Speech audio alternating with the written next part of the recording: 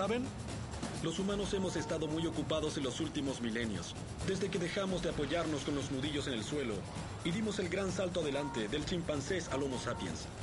Hemos causado mucho daño, eso es seguro, pero también hemos creado cosas buenas. Todo esto me ha hecho pensar, en miles de años más, cuando los estudiosos miren hacia el pasado y hagan una lista de los inventos más importantes de la historia de la humanidad, esos que han cambiado el mundo, ¿cuáles podrían ser? ¿La bombilla eléctrica? ¿El motor a vapor? ¿El motor de combustión interna? ¿Acaso el avión? ¿El automóvil? Y por supuesto, el pan cortado. Pero en ese sitial del panteón, junto a todos ellos, hay un avance más reciente, un nuevo invento que salió de la nada y que en pocos años ha pasado por nuestra vida como un poderoso tifón. Por supuesto que el invento en cuestión es la red mundial. Un universo sorprendente y surrealista que generó enormes fortunas, acabó con innumerables industrias y cambió la forma en que gran parte del mundo trabaja, se comunica, juega, compra e incluso se enamora. Soy John Heilemann y he venido a contarles cómo surgió la red de la oscuridad a la omnipresencia global. Es una historia que conozco muy bien, porque como periodista he visto todo el espectáculo desde la primera fila. Estuve más de una década en Silicon Valley y fui testigo de los momentos importantes que formaron la edad de la Internet. Una edad que comenzó con una gran lucha de poder para decidir quién controlaría el futuro de la red emergente. Jim Clark comenzó a golpear la mesa y dijo, hay que cotizar en la bolsa, hay que hacerlo ahora. Al cierre de la bolsa, gané 663 millones. Una lucha que terminaría con una épica batalla en los tribunales. No tengo idea de qué está hablando. Que se recordará como la guerra de los navegadores. Parecíamos un ciervo encantilado con Microsoft ante nosotros. No sabíamos qué hacer. Fue todos a cubierta. No es un ejercicio. Nos aplastarán, nos aplastarán. Debemos destruir esta compañía. La Internet. La guerra de los navegadores.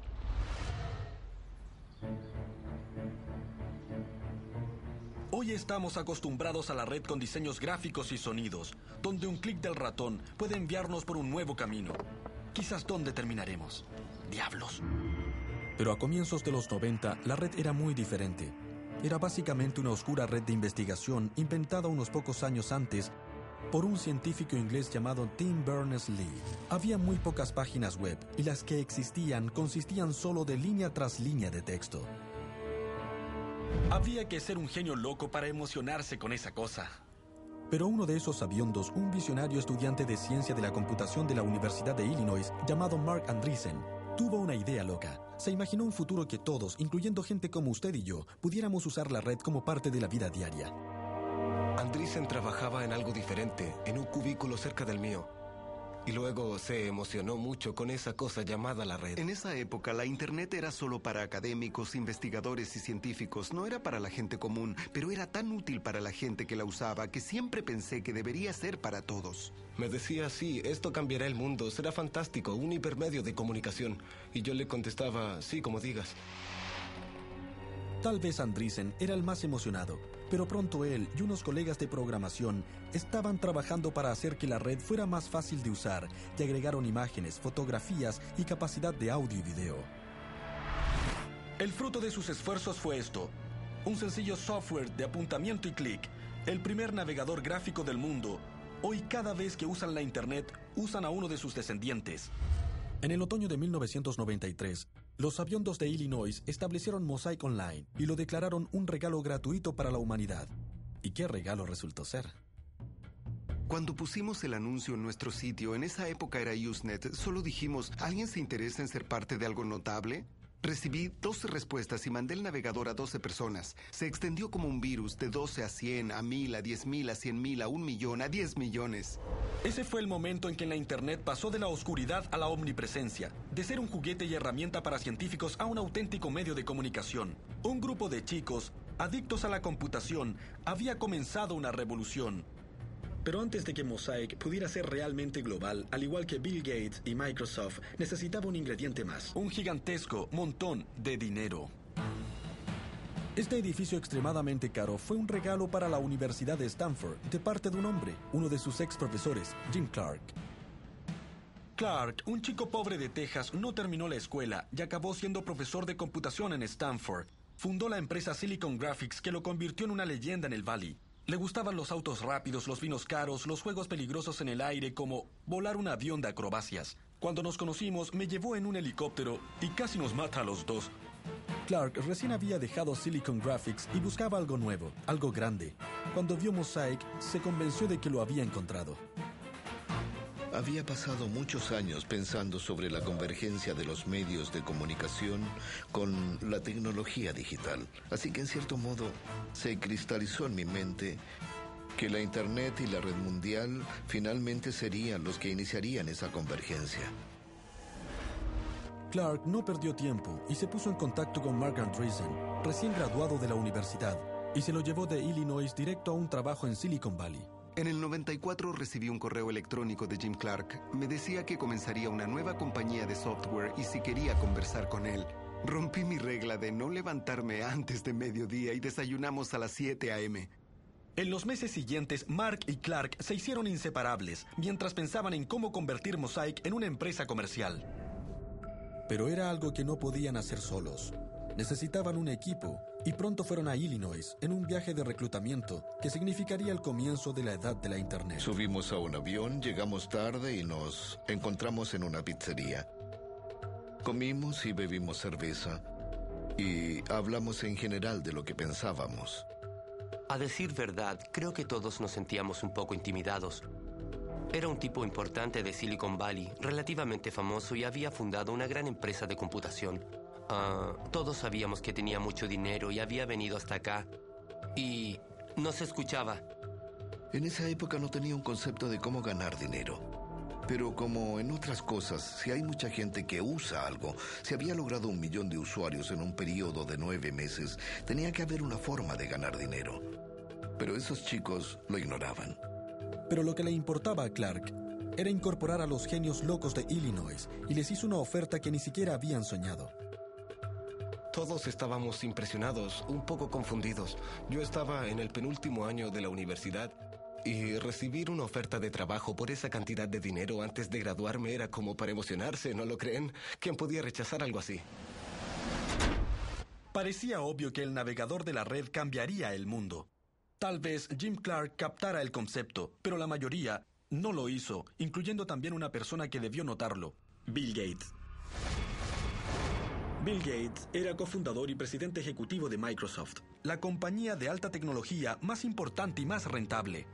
En el curso de 2 décadas, Microsoft estableció un cuasi monopolio sobre los sistemas operativos y usó ese monopolio para controlar con mano de hierro toda la industria. La red era el ciberespacio usado como una carretera amplia, veloz, que podía llevarnos a cualquier parte que nos guiara la curiosidad. Pero Bill Gates creía que en esa carretera había que pagar peaje, que Microsoft sería el recaudador y nosotros pagaríamos por conducir. Muchas gracias. El sistema en línea de Gates se llamaba Microsoft Network. ¡Qué sorpresa! En 1994 mucha gente supuso que tendría éxito en imponerlo al mundo, como generalmente lo hacía. Era la supercarretera de la información que los futuristas habían predicho durante años, que aunque Gates aún no se había percatado, su peor pesadilla estaba por hacerse realidad. Un grupo de chicos jóvenes y ambiciosos, tal como él lo fue alguna vez, estaban por amenazar todo lo que él representaba.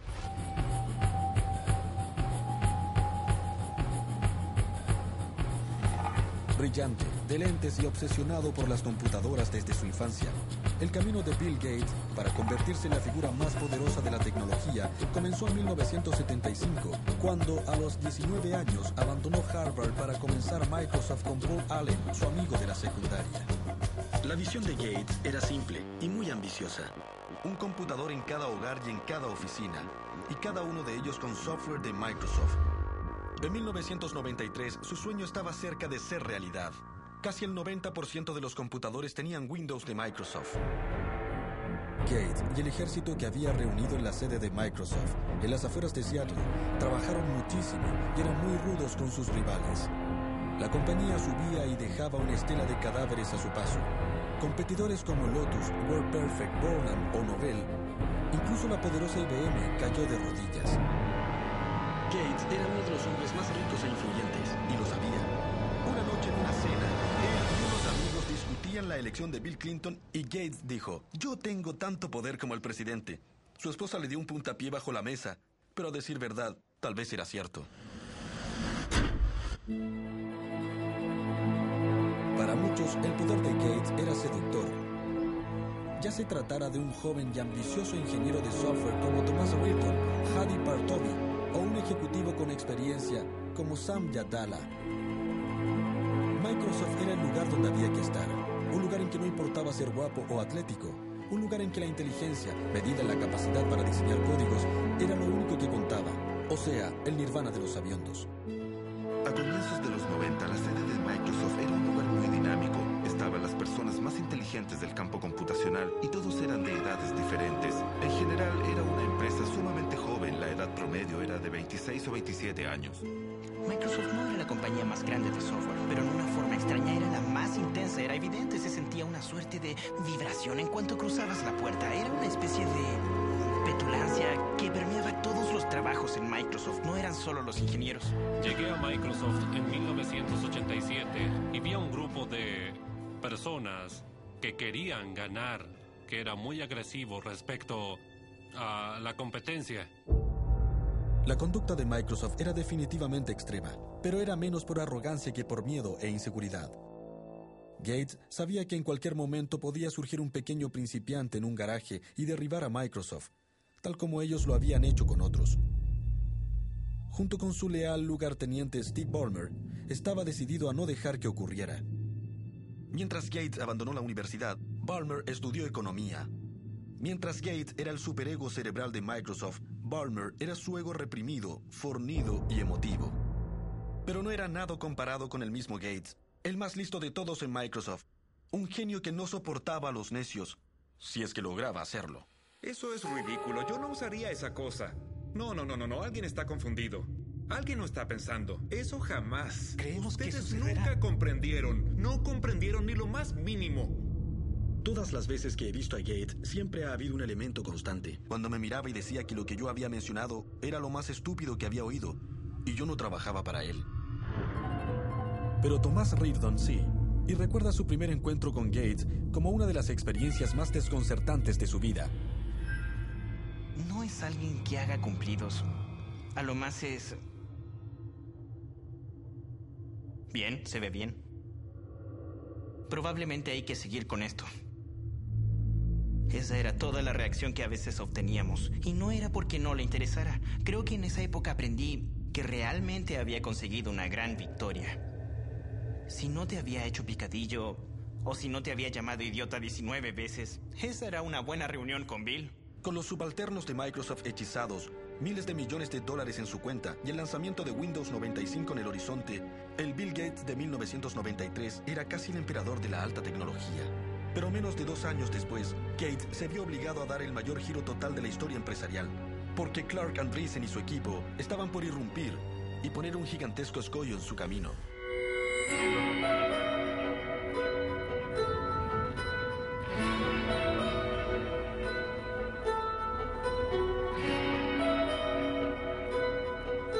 Ciertas partes del mundo son como imanes para algunas personas.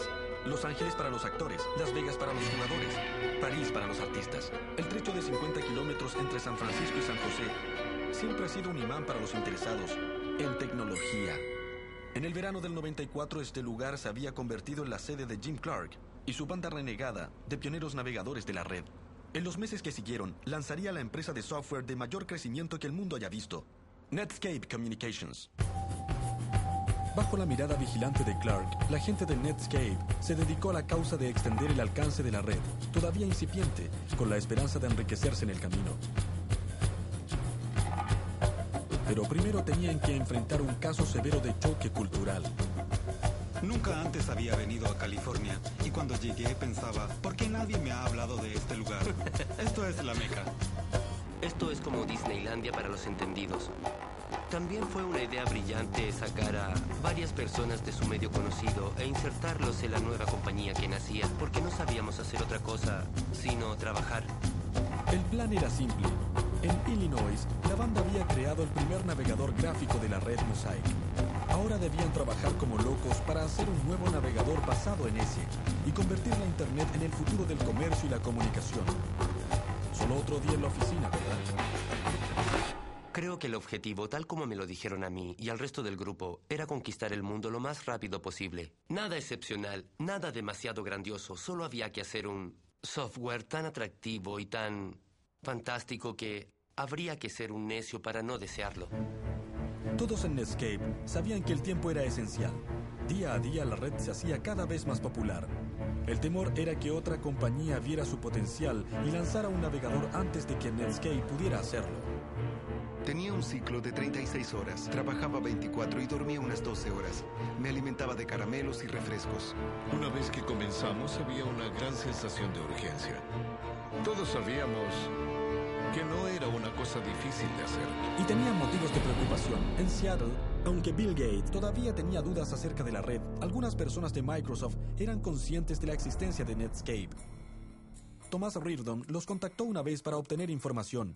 Pero Netscape, por mucho temor que sintiera, daba una impresión muy diferente, una de gran arrogancia.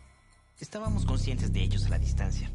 Así que llamé y hablé con un ejecutivo y básicamente me dijo que no le interesaba. Mi reacción fue, vaya, siempre que llamaba todos decían, wow, es Microsoft. Con Netscape, después de 15 minutos me dijeron que no les interesaba. Simplemente eso, ni siquiera que los volviera a llamar. La costumbre de los que trabajábamos en Microsoft era ser como los reyes de la industria y en algún momento nos rendían honores, cierto tipo de homenaje, pero nada. Era obvio que culturalmente Netscape ya entonces percibía a Microsoft como el enemigo. El 13 de octubre de 1994, después de meses de codificación sin parar, Navigator, el nuevo navegador de la red de Netscape, por fin llegó al público. Desde ese momento el conflicto era inevitable, con Netscape simbolizando a David y Microsoft al poderoso Goliath. Uno pensaría de que David no tenía mucha oportunidad en esa pelea, pero desde que Netscape lanzó Navigator, este fue un éxito instantáneo y arrollador. La noche en que lo lanzamos estábamos en una sala de reuniones, una computadora registraba las descargas y se oía un cañonazo cada vez que bajaba el software. Después de un momento parecía una guerra porque los cañonazos sonaban sin parar. Como un incendio. La edad de la Internet había comenzado y no tenía nada que ver con Microsoft. Nunca habíamos visto algo así en la historia del software.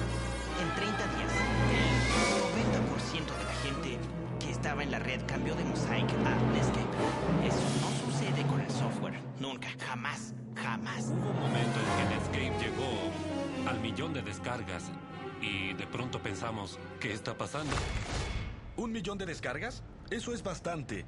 Pero la preocupación que Microsoft sentía por Netscape iba más allá de su pequeño navegador, para comprender por qué se requiere cierto conocimiento técnico. En el negocio de la computación, las compañías más poderosas controlan lo que se llama una plataforma de software. Es el software sobre el que otros programas pueden funcionar. Con su casi monopolio del sistema operativo Windows, Microsoft controlaba la plataforma máxima. Todo el negocio computacional estaba basado en ello. Durante años fue imposible imaginar que alguien pudiera desafiar su supremacía. Pero ahora los rivales de Bill Gates en Silicon Valley imaginaron un futuro diferente. Un futuro en que el navegador sería una plataforma alternativa, en que todas las necesidades pudieran resolverse en línea. Así se nivelaría el terreno en la industria. Y entonces Windows, el software más rentable de la historia del mundo, sería irrelevante. De pronto nos dimos cuenta de que teníamos un defecto en la armadura. Había una forma en que se podía desplazar la franquicia Windows. Había situaciones que podía llegar a ser populares y en los que podríamos perder nuestra posición de liderazgo. Microsoft no podía ignorar el repentino éxito de Netscape. De pronto Bill Gates comprendió todo. No solo la importancia de la red, sino la dimensión de su propio asombro estratégico y la necesidad de hacer algo al respecto. Tarde una noche, Gates se sentó ante su computadora y escribió un memorando a sus tropas titulado El maremoto de la Internet. Declaró que la red era el desarrollo individual más importante de la computación desde el invento del computador personal. Decía que Netscape era un nuevo competidor apoyado en la Internet, un competidor que Microsoft debía igualar y vencer. Era un giro total, no era algo que se pudiera comenzar la próxima semana ni el otro mes, sino que ahora mismo había que hacer cambios.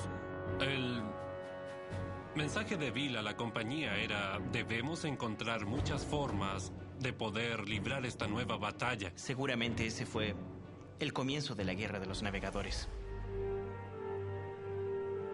En 1993, la Internet era desconocida, con excepción de un pequeño círculo de piratas informáticos y científicos. Pero en el 95, la situación cambió totalmente. Gracias a la magia y a la energía frenética de un grupo de ingenieros de Silicon Valley, la Internet se convertía en un fenómeno a gran escala, en una tecnología comparada en importancia con la televisión y la imprenta. A la cabeza estaba Netscape. Su navegador se convertía en la puerta de la red para millones de personas. La compañía tenía un presidente ejecutivo respetable y los ingresos aumentaban. El futuro se veía muy brillante, ¿o no? Este hombre pensaba que no. Se llamaba Gary Riva y es un conocido abogado antimonopolio de Silicon Valley, quien en 1995 estaba ejercitándose para la pelea de su vida. Como muchos en el valle, sabía que Bill Gates vendría por la Internet y sabía mejor que nadie, después de toda una carrera peleando con Microsoft y representando clientes de Silicon Valley, que cuando Gates venía por tu negocio, una cosa era segura: había sangre. Ahora Netscape había contratado a Riva. De inmediato vio que la nueva compañía había subestimado terriblemente la amenaza que enfrentaba.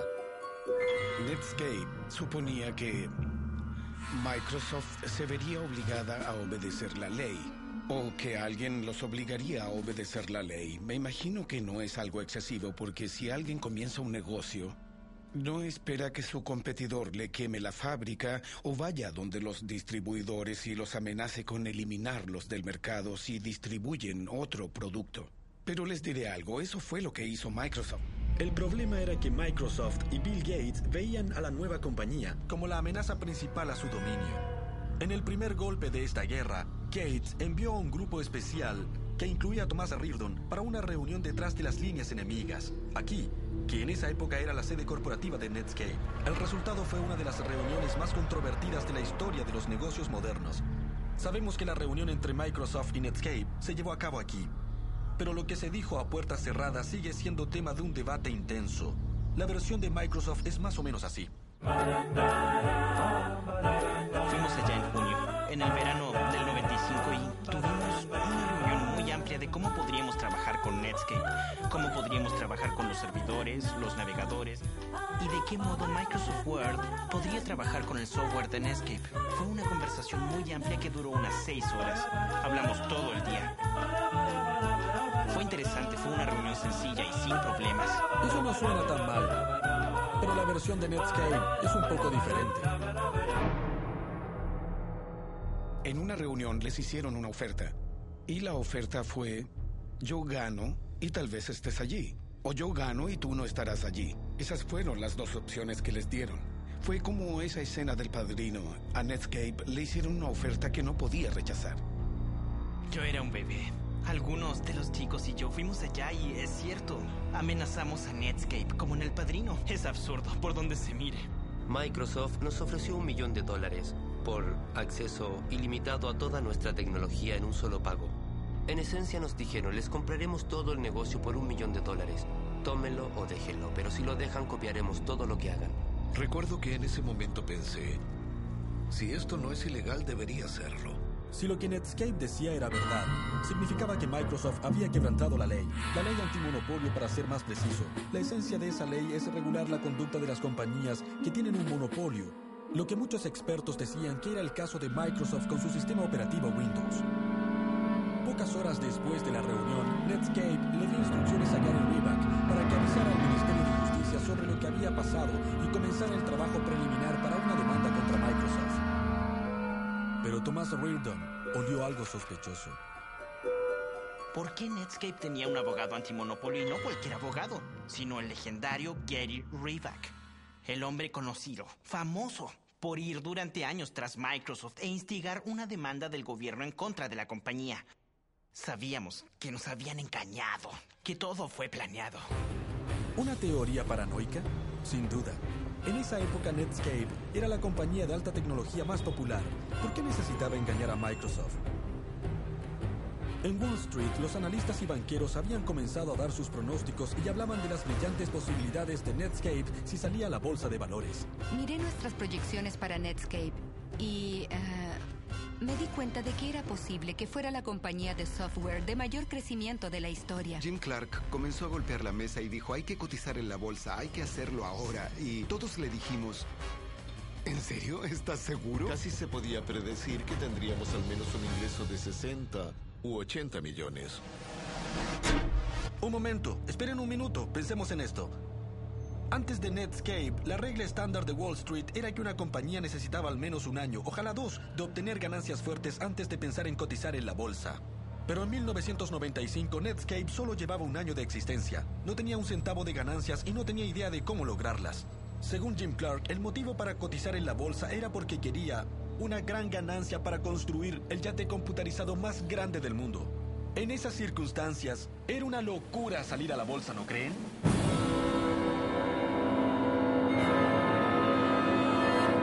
No. El día en que salió a la bolsa, las acciones de Netscape llegaron a las nubes, comenzando el boom de la Internet, que haría furor durante el resto de la década.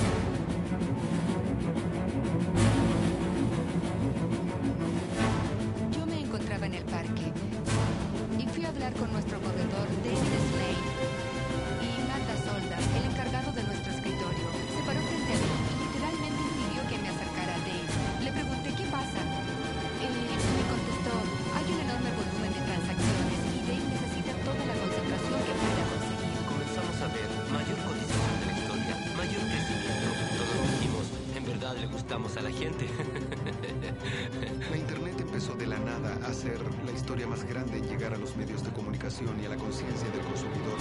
En ese momento fue cuando el nivel de atención simplemente rompió los mundos. Yo había invertido 5 millones en la compañía y el día de la cotización al cierre de la bolsa era de 663 millones. Justo lo suficiente para que Clark comprara su yate y suficiente para que Netscape fuera una empresa cotizada en la bolsa con acciones a $120 y una evaluación de más de 2.000 millones. Los ingenieros de Netscape, jóvenes veinteañeros, eran ahora sabiendos famosos sumamente ricos. Por supuesto que se les subió la cabeza. Obnubilados por su éxito, comenzaron a pensar que eran invencibles. Trataban incluso a sus aliados con indiferencia. ¿Y a sus enemigos? A uno en particular. Quebrantaron una de las reglas fundamentales de Silicon Valley, no burlarse del gigante.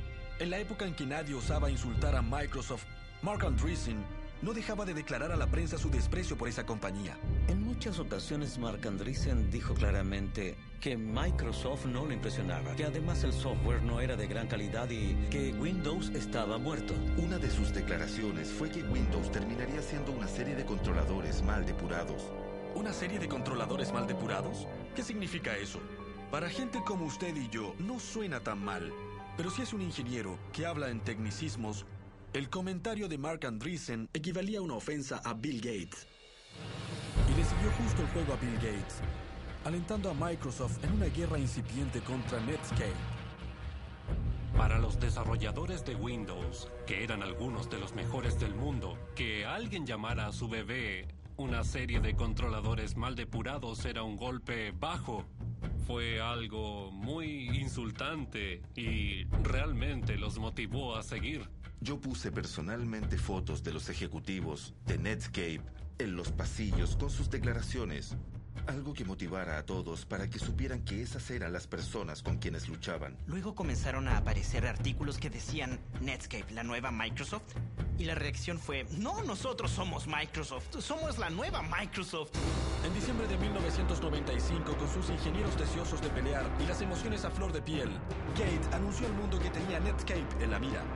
Microsoft planeaba llevar a la compañía de Clark y Andreessen a una muerte temprana, con un navegador propio, Internet Explorer.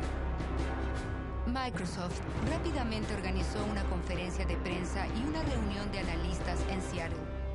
Lo hicieron con toda intención en la fecha del aniversario de Pearl Harbor y lo llamaron el Día de Pearl Harbor.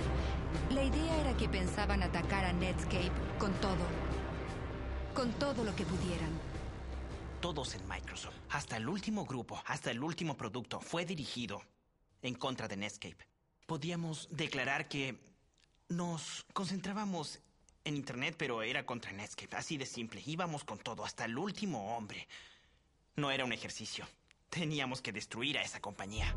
El tráfico se aceleraba rápido en la carretera de la información. Entonces Gates se quitó los guantes e invirtió millones de dólares en la red, convirtiendo a Internet Explorer en una causa de vida o muerte en Microsoft. El gigante dormido había despertado, así lo definió. Ahora Netscape se vería involucrada en grandes problemas. Así que tal vez, solo tal vez, había sido un error insultar al gigante y hacerle perder los estribos. Tal vez Andreessen debió ser un poco menos polémico.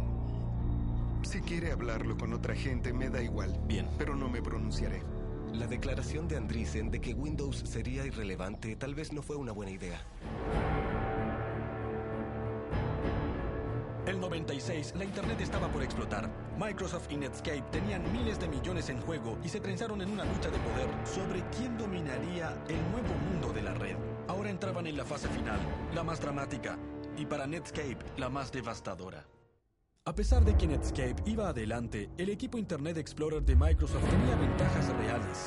Enormes recursos financieros, reservas de talento y un líder Bill Gates que estaba dispuesto a todo, incluso a quebrantar la ley, para aniquilar a Netscape, la nueva compañía que ahora reinaba en la red, que fascinaba al público y que amenazaba con socavar el reino del miedo de Microsoft.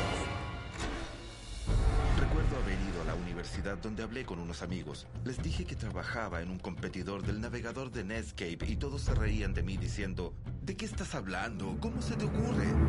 El plan de Microsoft era sencillo: analizar todos los movimientos de Netscape e imitarlos, lanzar versión tras versión de Internet Explorer y acortar lentamente la ventaja de Netscape en el mercado de los navegadores en un 1% cada vez. Mi día típico era, me levantaba, le daba desayuno a los niños y a la guardería. Llegaba al trabajo como a las 9:30 y me quedaba hasta las 3:30 de la madrugada. Llegaba a casa, dormía 4 horas, me levantaba, desayunaba, llevaba a los niños y trabajaba de 9:30 a 9:30. No nos pagaban extra comparado con otros empleados de Microsoft. Solo teníamos que nuestro producto perdiera. No solo los ingenieros trabajaban como si su vida dependiera de ello. Gates también tenía otra arma formidable a su disposición: su oscuro ejército de vendedores. Reservados, implacables y a veces solapados. Su misión era clara: sacar el navegador de Netscape del negocio fuera como fuera. Cortarle el suministro de aire, como dijo alguien de Microsoft, y obligar a los consumidores de Microsoft a usar el Internet Explorer. La gente que vendía el software a los fabricantes de computadoras era como si perteneciera a un culto oscuro. Sabíamos que hacían dinero en formas que tal vez nadie quiera conocer. Eran como ninjas. Nadie les preguntaba lo que hacían, solo iban y hacían grandes tratos por $500 millones. Eran grandes contratos de multimedia. Hacían lo que fuera necesario. Yo no quería saberlo y la gente a mi alrededor tampoco. El silencioso ejército de vendedores asesinos de Gates usaba toda clase de tácticas para impedir que los fabricantes de computadoras instalaran cualquier cosa que no fuera Internet Explorer. Le dijeron a Compaq que si distribuían nuestro navegador, Microsoft le cancelaría la licencia de Windows. Bueno, Compaq no podía mantenerse en el negocio sin esa licencia y no podía distribuir el navegador. Digan lo que digan sobre el juego sucio de Microsoft, este estaba funcionando. Ambas compañías iban cabeza a cabeza con una versión tras otra de sus navegadores, pero la parte del mercado de Internet Explorer crecía en forma continua y Netscape sentía que Microsoft la estaba alcanzando.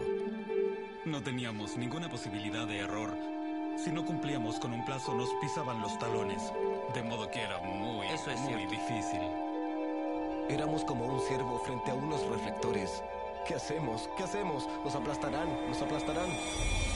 La sensación de muerte inminente de Netscape se vio agravada por otra cosa. Si la compañía quería realizar su potencial, tenía que obtener ganancias, de modo que cada centavo era valioso.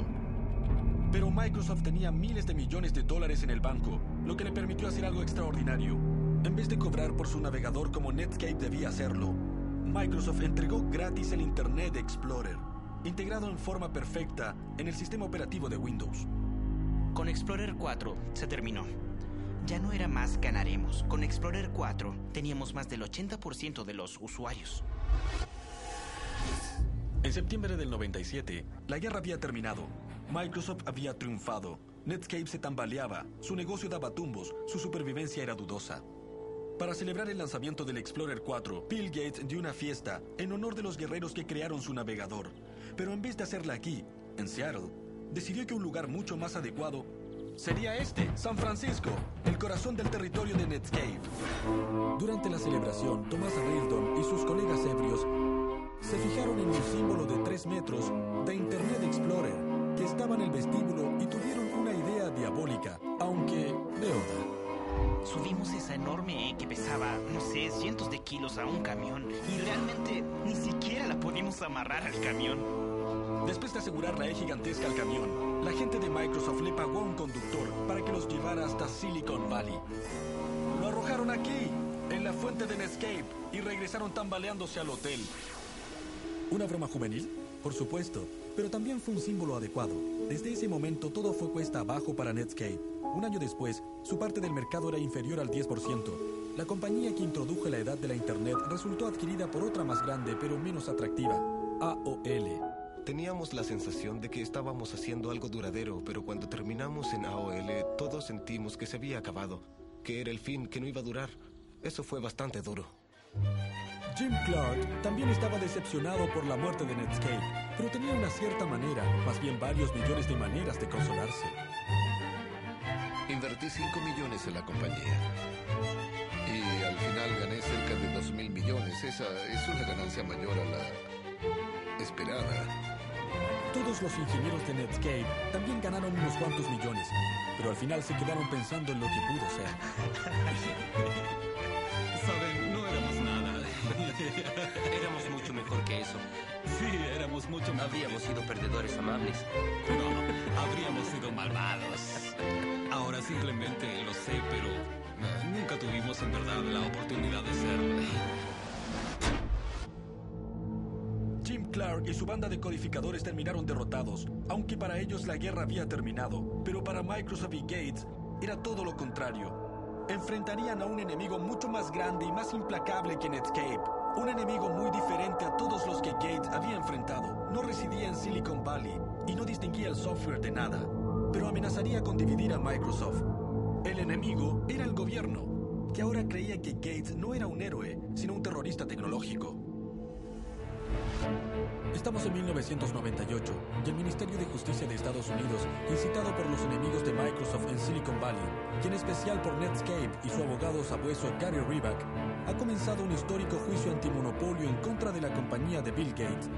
El gobierno ha acusado a Microsoft de usar su monopolio de Windows para llevar a cabo una serie de prácticas comerciales de exclusión que impedían que los consumidores tuvieran acceso a los productos de Netscape con el fin de poder así eliminar a la joven compañía. Con el futuro de Microsoft pendiente de un hilo, el hombre que se había declarado tan poderoso como el presidente veía a su compañía ante los tribunales acusada de quebrantar la ley y se veía a sí mismo forzado a hacer una declaración maratónica grabada en video. Le habían hecho preguntas y filmado sus respuestas antes del juicio. Creo que eso fue nuevo para Bill Gates, que alguien le hiciera preguntas difíciles y que él no pudiera responderlas. Usted escribió aquí de gran importancia. No, yo no escribí eso. Bien. ¿Quién escribió la palabra gran? Una computadora. Ahí estaba el hombre más rico del mundo. Como el público nunca lo había visto antes, petulante, pasivo-agresivo, ofuscador y engañoso, como un tinterillo, un pedante, un amnésico, un bebé. Nunca he visto un timbre así y nunca he usado un timbre así. ¿No ha visto un timbre como ese en todos los documentos que le han mostrado en esta declaración? ¿Podrían traerme todos los documentos? Solo una pérdida de tiempo. Es una pérdida de tiempo. No sabía a qué se refería cuando dijo preguntar. En esas grabaciones dio la impresión de no estar diciendo realmente la verdad. En los tribunales, el gobierno mostró a Gates en una pantalla negando todo conocimiento de la infame reunión de junio de 1995 con Netscape y diciendo: no tenía idea de lo que Netscape estaba haciendo, pero luego se presentó ante la corte un correo electrónico enviado por Gates a unos altos ejecutivos de Microsoft en el que delineaba su estrategia para tratar con Netscape. Gates declaró que pensaba que creía que existía la posibilidad de hacer un buen trato con Netscape y que tal vez Microsoft debía comprar una parte de ellos o algo así, y agregó que realmente le gustaría que eso ocurriera. ¿Teníamos gente que ejerció mucha presión e impuso tratos que no deberían haber hecho? Yo diría que sí, creo que lo hicimos. Eso lo hizo muy difícil para los competidores porque nos aprovechamos de nuestra posición y, claramente, por desgracia, todo eso se convirtió en una nube oscura sobre Microsoft. Una demanda por ser anticompetitivo significa que tratábamos de perjudicar a los consumidores, pero mi trabajo diario siempre fue hacer un mejor producto para que la gente que yo conocía, mi madre, mi hermano y todos mis amigos pudieran usar mi producto porque era mejor. En junio del año 2000, el juez federal encargado del caso Microsoft dio su veredicto final. Culpable, culpable, culpable. Y recomendó que la compañía se dividiera, lo que hizo que el valor de las acciones bajara en $30 millones de la noche a la mañana. El veredicto hizo que el equipo de Internet Explorer abandonara las alturas en que volaba y se precipitara a tierra. Fue aún más duro en Bill Gates.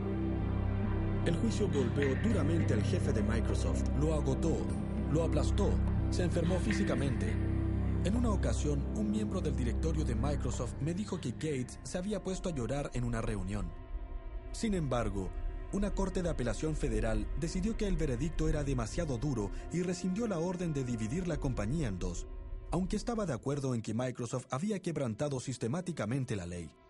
Para muchos, parecía que Microsoft se había salido otra vez con la suya. Pero ahora parado aquí, en Stanford, frente al edificio Gates de Ciencia Computacional, muy cerca del edificio que donó Jim Clark, la historia no parece tan simple. Cuando el juicio terminó, Gates cedió el puesto de presidente ejecutivo de Microsoft a su número 2, Steve Ballmer, y pronto comenzó a concentrar más y más tiempo y esfuerzo en sus intereses filantrópicos, en la Fundación Gates. Es evidente que tal como J.D. Rockefeller, el varón del caucho de antaño, Gates puede terminar cambiando el mundo con su caridad, tal como lo hizo con Microsoft. Lo que también está claro es que Microsoft ya no es la fuerza que era antes. La actitud de vaquero y las bravatas que definieron a la compañía en los primeros años no existe. Aunque ganó la guerra de los navegadores, la revolución suscitada por Netscape generó nuevas compañías, como Google, que han hecho que Microsoft se vea vieja y sin ideas, tal como Gates y Microsoft hicieron con IBM hace 2 décadas. La lección del mundo de la alta tecnología se impuso otra vez. Incluso los imperios más poderosos pueden desaparecer con un clic.